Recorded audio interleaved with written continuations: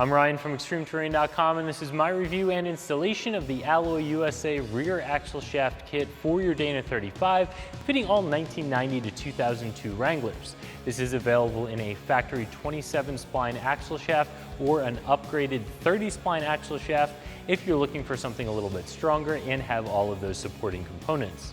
Today we're going to talk through the installation of this axle shaft, which is going to be a pretty simple 2 out of 3 wrenches. There's going to be a little bit of disassembly that you'll need to get these installed. However, there's no drilling, no major modification. So again, 2 out of 3 wrenches and probably around 2 hours of time, maybe a little bit more. But we'll talk more about the installation in just a second. We're also going to talk through the construction and a few of the features of these axle shafts. These axle shafts are going to be significantly stronger than factory, even if you go with the factory style 27 spline shaft. And for those of you who know the Dana 35 axle, know that it is a C-clip axle. And if you are to break an axle shaft when you're on the trail, that axle shaft, the broken part of it, and the wheel and brake assembly can all just completely come off the side of the Jeep, leaving you stranded on the trail. So having an axle shaft that is going to be plenty strong to hold up to the type of wheeling you're going to do and the size of tire that you're running is very, very important. It'll give you the peace of mind to wheel how you want to wheel and keep you from having to do those tough trail repairs.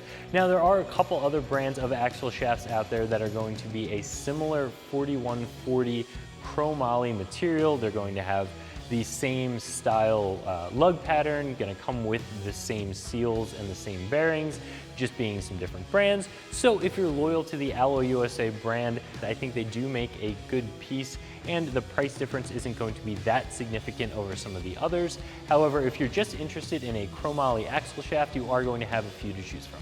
So as I said, these are going to be a 4140 chromoly axle shaft, which means that they are made of an alloy that is much stronger than those factory axle shafts. They are going to be available in both a factory style 27 spline axle shaft that will just slide into your factory style rear, or a 30 spline axle shaft that will require you to swap out a couple of other components inside of your differential. However, having those additional splines is going to give you some additional strength in the splined area of the shaft. These are going to be factory length, so they'll fit right into your Jeep. They come with press-in wheel studs. They are a 5 on 4.5 wheel pattern, which is going to be just like your factory. And these do also come with your bearings and your seals, so you'll have everything you need to install them. So getting these installed on your Jeep, as I said before, is going to be a 2 out of 3 wrench job. There is a little bit of disassembly you'll need to do. However, there isn't going to be any major cutting, drilling, grinding, or modification of your Jeep necessary. So it's still going to be something a lot of you can do in your driveway, given about 2 hours and some tools. The first step is going to be jacking up the rear of the Jeep, removing the tire, and taking your rear brakes apart.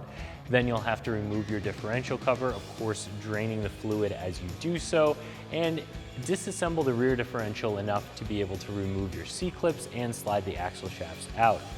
After that, you'll replace your seals and your bearings with the new ones that come in the kit, slide the axle shaft into place, reinstall your C-clips and the rest of your differential, making sure that you get a good seal on your differential cover before you refill it with fluid, and putting your brakes back together to get you back on the road again.